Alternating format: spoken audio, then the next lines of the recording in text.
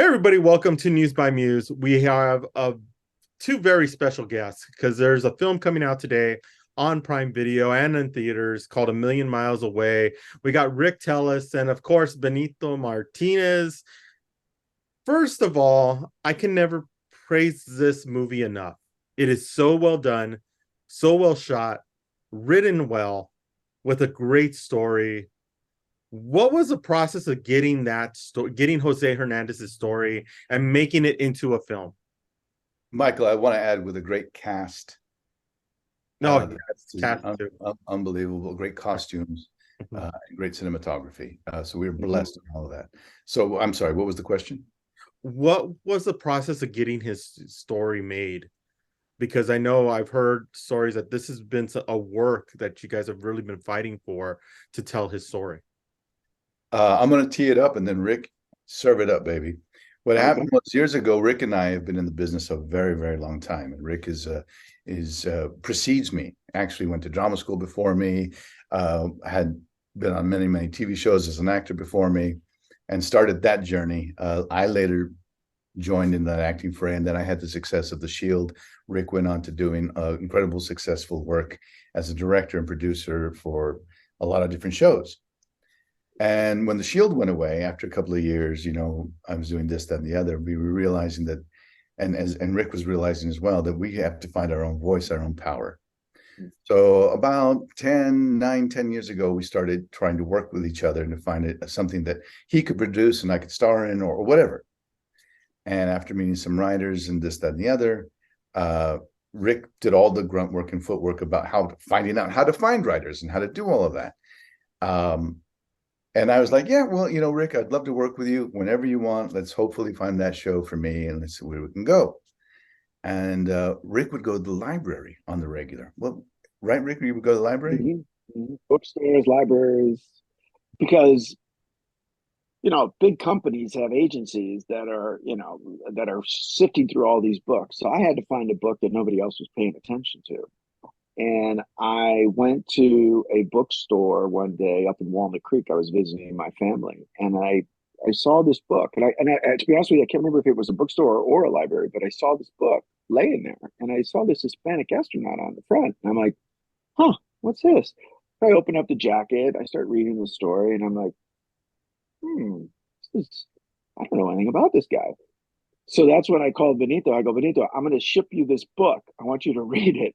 And so he rifled through it like in a day and called me and said, dude, this is a movie. I said, I know. What do we do? And I said, well, we got to find him. And that was the first sort of, we had to locate where he lived and get a hold of him. And it took us a couple months to finally get through to him, but we finally got through to him. Rick found And out he was doing lectures. So I went to a couple of his lectures and I started recording him, and we had struck up like a friendship. And I told him that, we really needed to get a story like his out there because it's important. Like Benito said, I was an actor in those 80s when we were growing up. I was the actor in a hairnet playing a cholo in Colors and Fatal Beauty and all these things. And that's why Benito's older sister went to RADA. And so Patrice, and she was the one that said, you need to go get an education and make you different from everybody else. And so that's why I went to Lambda. But anyway, we finally got a hold of Jose, and the three of us got on the phone and we talked. And we convinced him that we were the guys to get his story to the big screen. And Without so it going into was. huge detail, he was a bit gun shy of trusting Hollywood. And so but when he met me, Rick had done all the initial meeting, and then he goes, but I think I know Benito. I like Benito's work. And that kind of pushed us to a different part of our relationship. He was like, okay, so you guys aren't just Hollywood guys. You have a record of good work. And, and from there, he said, if we do this, I have some ideas and big dreams. Jose's great about expressing what he wants. And he said, I grew up in Stockton. So if it's ever possible to get that writer who did McFarland that writer did a great job of painting what it's like. That's my life. I happened to have met Bettina Gilois, who was the writer of McFarland, in New Mexico a couple of years before, and we became fast friends. So I said, Rick, I think I know her. I think we could call her. He goes, okay. Let's see where that goes. And then Jose said, and if we do make it into a movie, because Jose is always forward thinking, he said, I would love Michael Pena to play me.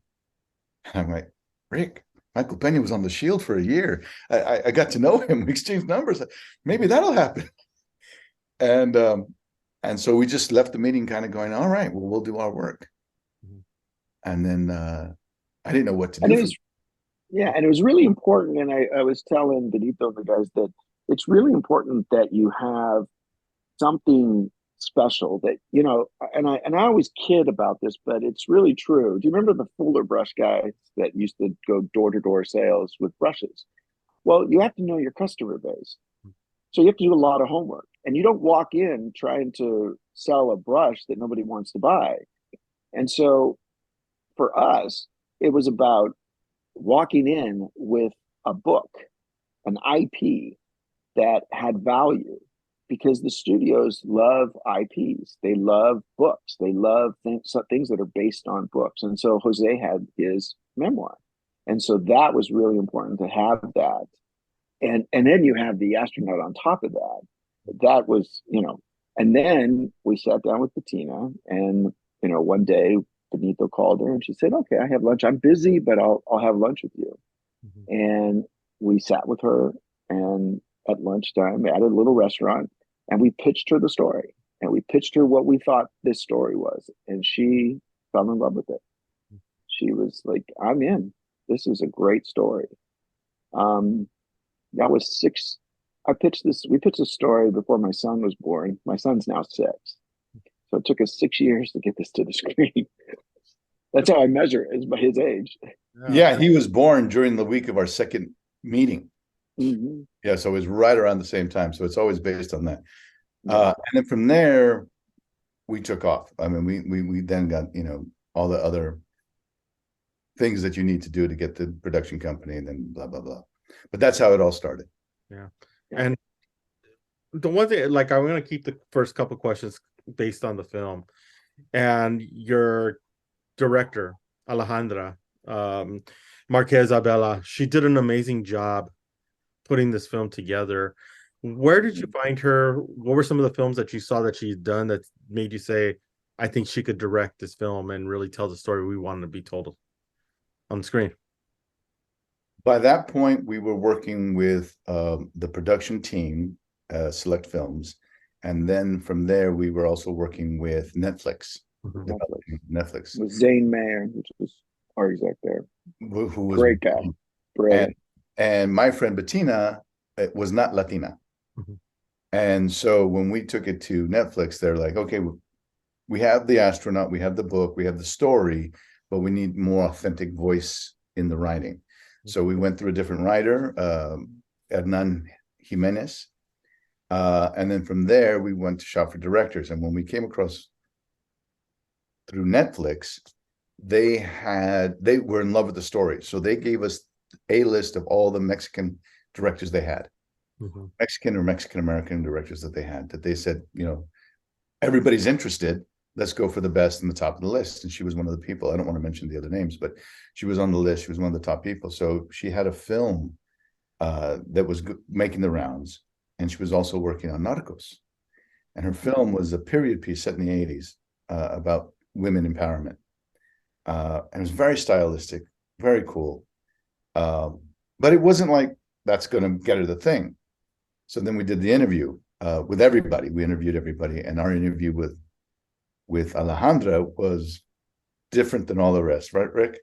Yeah. We paraded. What was great too is that, everybody made their list.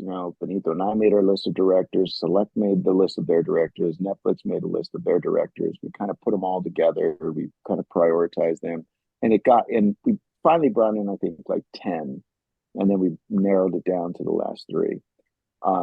Everybody, the last 3 and they had to pitch. They had to pitch to all of us, including the network or the studio. And she really was like the clear favorite. She just had a way with things. She understood the story. She understood what was needed from, you know, Bettina doing the first draft, Hernan doing the second draft, and then her coming in and kind of putting her stamp on things. And it was exactly what we needed, you know. She won our hearts and minds. She really said, Adelita needs to get pumped up. We're like, yes, you know, because she's obviously the partner. Yeah. We go, yes, help us do that. And then she goes, but if you want this to be authentic, I want to know what food they're eating. What part of Mexico is the family from? Yeah. Would they have black beans? Are they Oaxacan? What kind of mole? Are they from Michoacán? What is the original family roots? And you make it authentic and specific, and then we're telling a real story. If you make it general and blah, then you're not really telling the story. So when she said that, we all went, yes, please. That's her. That's the one. Yes, please. And you see that on screen. When I've seen it twice. I've seen it inside of a theater, and I saw it on my computer screen from a Prime Video screener. And you see that in her shots, in the way she directs, the way she's telling the story, the way the story is progressing throughout the entire film, and how it connects people into the family and into her story. And she did a great job with that. And I think you did a great job in selecting her as a director for this film, because I think every vision that you're looking for kind of fell into place with her direction. Yeah. It starts with the first bendición. Yeah. The family's there. They're getting ready to hit the road trip. And this little old lady says, all right, I'm going to give you the blessing. And as a Latino, you just know that whenever you travel, you see the abuelitos or whatever, they always give you that bendición. Yeah. And they start the journey. But even the music, right, Rick? The California Dreaming. Everything. It's Spanish. Then changes to English when they cross the border. I mean, it's those kind of subtleties that she did throughout the movie. The title of the movie is on top of the car. One of my favorite parts is when he's joking at the end. He goes, you know, the guy, what are you doing? I'm looking at a picture of Salma Hayek. The guy's face signed it. Well, in a normal movie, he would put up the picture. He'd be looking at the picture while he's on the phone telling her this. But he's not. So you think, oh, he's pulling her leg. Oh, how cute. What a nice little joke. But then when she has to sit in his room when she's nervous and it's on the wall, you go, no, it's really hot. And so she did these things like she's playing chess, you know, Alejandra, as she's building this together. What you think this move is, it's actually going to pay off 3 scenes later or down the line. And it was just fun to be part of that. You know? Exactly. I do want to touch on the cast. Michael Pena, Rosa Salazar, just pretty much carried this film and just took it through. I was just the relationship and the chemistry was so strong between them. It's interesting because it's established with Veronica, Julio, and Wampi in the beginning.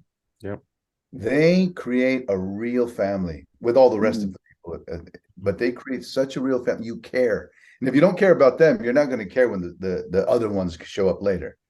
And so they do a brilliant job of establishing a real, proudful, hardworking, good group of people, this family, this wonderful family with integrity. And then we go on that journey so that by the time Michael and Rosa take over, we're already madly in love with this group. Yeah. And I was going to say, and what's interesting is during the casting, this was the first time that I had experienced the final, you know, actors working with each other, auditioning on Zoom. And I was a little like, is this really going to work? Like Michael being in one place and all the actresses in another place and doing it. And he and Rosa were brilliant together, even by Zoom. And you could tell, oh, it's working. It works here. If it works here, oh my God, it's going to work there. Michael had to do his chemistry reads while sitting in his car on Zoom. So he pulled over and was on his phone while the actors are in their house on their computer. And he was brilliant with all of them. All of them. He's really, I mean, I can't say enough good things. You're absolutely right. Yeah. And Bob, right? Chemistry reads on Zoom. Crazy, right, Rick? I couldn't believe it. I mean, to be honest with you, I was just like, wow, this works, man. This is working. Yeah. And Bobby Soto, I was like, Oh, I've seen him on Mayans. I thought he was a great actor on Mayans, but when he was in this movie, I was just blown away by his acting because he really is that emotional bridge to everything for me.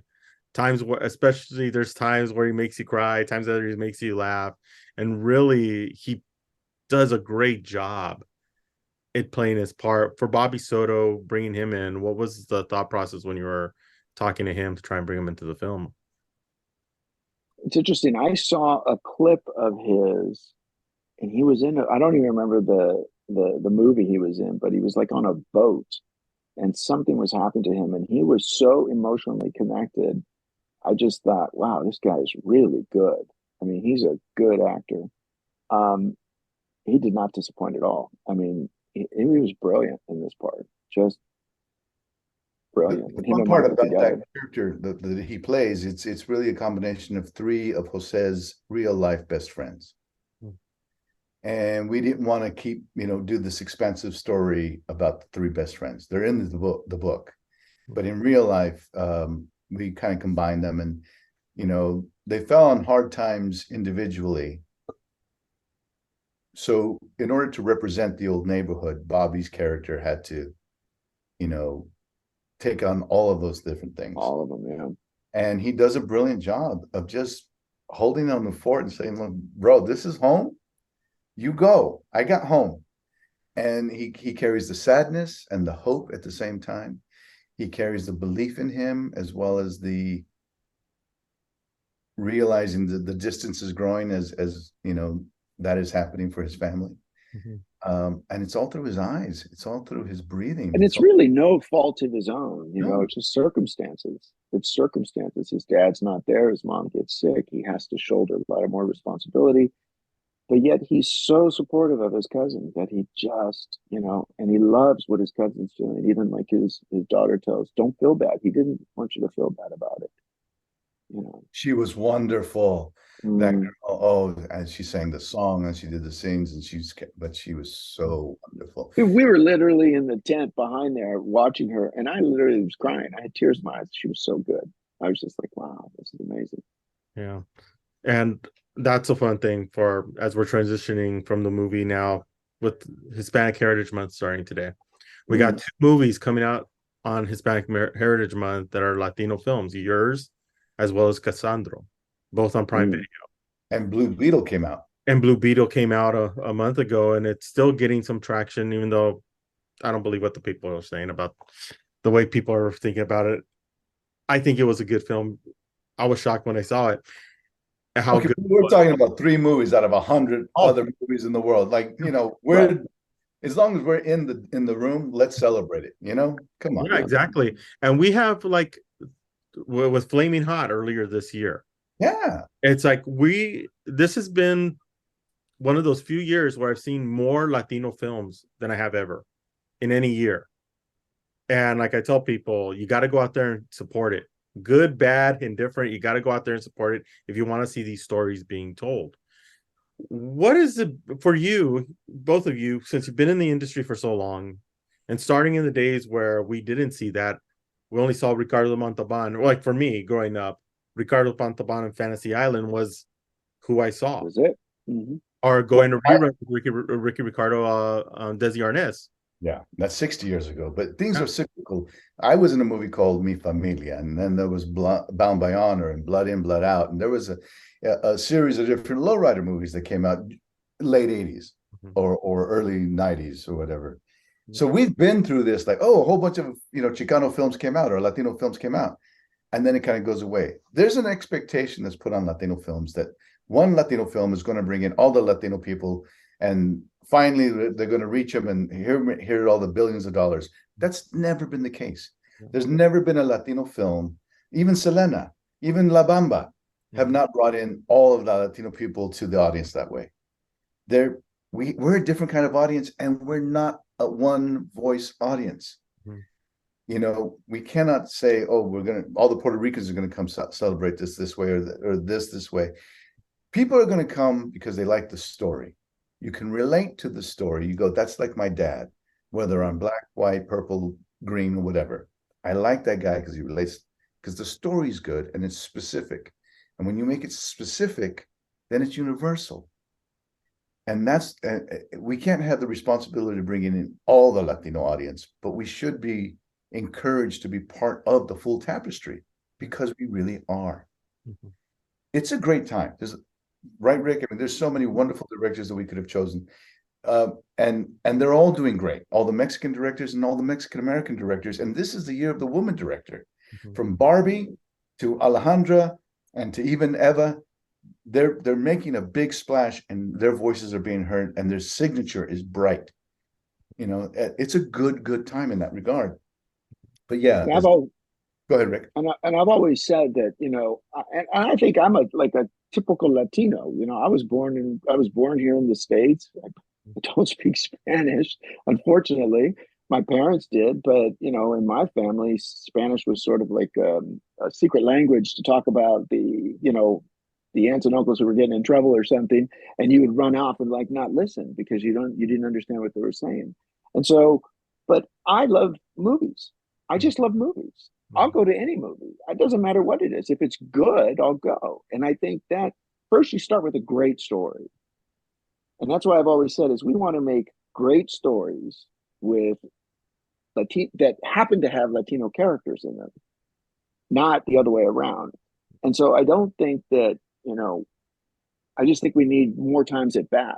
That's all. We need to make more than 3, because, you know, they don't say, well, that white film crashed, so we're never going to make another white film again. No, there's 20 other ones coming out the pipe. So I think we just need more times at bat. That's all. And I also think it's important that we do have failures. We have to learn from the failures. You learn from the mistakes. What didn't work? Why didn't people go? Well, it wasn't authentic. Oh, well, let's make it authentic next time. We got to learn from those mistakes. But we have to be encouraged and helped for the next time. We can't just have one at bat and then that's it. And then, all right, well, good job, which tends to be the thing. So I'm just trying to make sure that people manage their expectations. None of these Latino films are going to be the savior film. We're part of the tapestry, and we have to continue to be supported. Yes, I agree, and especially with somebody who you've worked with a lot, Benito. I don't know if you've worked with her, with Gloria Calderon-Colette. I mean, she's been such a helpful hand to many Latinos who are coming into the industry, who are starting their writing production career. Even I have bounced ideas off of her to get her idea to know what direction. And I think as more of us are helping each other to grow into this film industry, I think we're going to see that. We're going to see. Yeah. And you don't start at the top. You don't start at the top. You don't come in and you're a showrunner. You have to learn the writer's room. You have to learn all these things. Well, you need to be mentored. You need to be brought up Sean Ryan was brought up in other shows. It's exactly the same. And so you need a seat at the table somewhere in the room, and then you get to the table, and then you start moving up. Everybody needs that. Exactly. And that's something that I experienced when I was getting out of college, working at KTLA, being told that you don't have anybody in your family who works in this business. You grew up in East LA. You didn't go to USC. You're going to have to go work somewhere and then come back, and hopefully you find a paid job. It's like it's that same thing that we've experienced. But we don't have much time left, but I do want to touch upon with technology changing, the ability to these big studio systems that we've had for years and generations, now for some centuries, we're seeing a change where the ability to build your own networks is there. Are you seeing that as more people are building their own networks through Roku, Amazon, Apple TV, are we going to see more opportunity grow through individuals just like ourselves who are starting these own streaming net platforms? I hope not, personally speaking, but I think we will. I think there's a lot of noise out there already. I think what will give Latinos strength in the market is if we work together. If we can find a cool reggaeton station that's blasting in the morning to wake you up, and then have reruns of, Fantasy Island in the afternoon, both old and new, followed up with Que Pasa USA for after school viewing, and then show movies at night or series at night that are our theme. If we're working together, we can find that, we can make that space that we can, create and nurture a landing spot for Latinos to feel at home. It's always the challenge though, because so many Latinos have one foot here and one foot in their home country, or one foot here and one foot in their cultural roots. So if you're Texan or you're Tejano, if like my case, I'm Mexicano, New Mexican, I'm Nuevo Mexicano. So we have this Spanish indigenous thing. Rick's parents, you're Mexicano, Rick? Mm-hmm. Yeah. Your family's from Mexico, your dad's from Mexico? Well, my grandfather was born in Colorado, but his family is from Mexico. My dad's side was born in Hanford, and his grandparents were born in Durango, Mexico. Yeah. So we're going to have different feel. If you just want to showcase and invite Mexicanos to your channel, the same Mexicans in Chicago or Mexicans in Chicago are not going to like what the Mexicans in Texas want. They're not going to like what the Mexicans. We're not homogenous. So we have to embrace that and lower the expectations, have an area so that people can come to us. If you travel the country and you listen to different radio stations, you're going to find a lot of Spanglish stations in the populated areas. And they've figured it out through music, because you'll hear ranchera music and then reggaeton. And the commercials are in Spanish and in English in New York, in Miami, in Dallas, in San Antonio, and in LA. That works. Because when you live in this culture and live in this country, you go from English to your cultural root, whatever, all day long. Yeah. I just want to say one thing though, that, and I tell people this all the time. The most powerful thing that you have is this. This thing here, you can make your own movie. You can get it out to millions of people by putting it on the internet, and you don't need CBS, NBC, Fox, or any network to do it. And that's amazing, because before you'd have to get big cameras and big lights and do all this. And so the entry point is a lot lower. So just go out and make stories. Go film your stories. Get it out there. Comedians and cars having coffee started out as an internet show and blew up into a television show. So the entry point is different. It's a lot less. And so go make your movies, man. Yeah, exactly. Go fail. Go fail 100 times. Go fail. Yes, 100 times. Just shoot. Doesn't matter what it is. Just shoot. Yeah. Try it. Put it together. Yeah, I've done that a lot. Starting this company, and I've made my mistakes along the way. So I agree. Fail and learn from your failures and continue to become better. Rick, Benito, thank you so much for stopping with us. I really appreciate it. I love talking to you guys. And we look forward to what you got next. Horizon. Which we can't talk about. It's a strike, and I just was on strike. Yeah, exactly. We can't really talk about it, so we gotta kind of we tease it till when the strike's over. So there you go. And just to make it official, I am a producer on this movie only. I do not appear in this movie. That's why it's comfortable for me to do interviews and stuff like that to support this movie. And like Rick said, thank you, Michael, for always supporting. I appreciate it greatly. Let's just support all the Latino projects and keep everybody just going. Yeah, and you guys are always welcome here. Anybody who's been on Gloria's show, you're more than welcome to come on anytime. Therefore, I'll take you up on it. Hey, I'm okay with it. I'm okay with it. But thank you so much for stopping with us. Don't forget, A Million Miles Away is on Prime Video now. Gracias. Thank you.